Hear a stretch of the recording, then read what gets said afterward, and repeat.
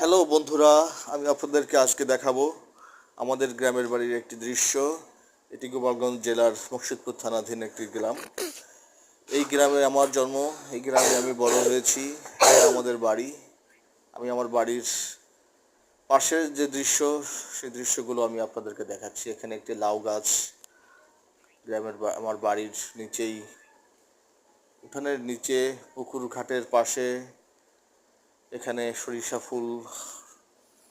ফুলের পাশে মরিচ গাছ, টমেটো গাছ এবং লাল শাক রোপণ করা হয়েছে। এটা আমার আব্বা করেছে। আমার আব্বা ছোটখাটো ক্ষেত এখানে করে সাধারণত গ্রামের।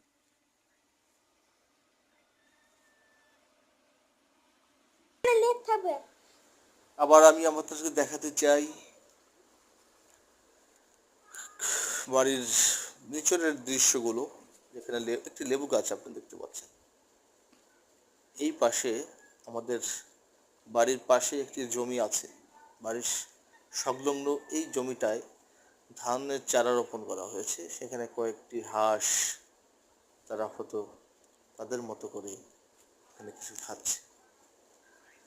সকালের এই মেঠো রোদ আমার বাড়িতে উপভোগ করেছি, অনুভব করা যায়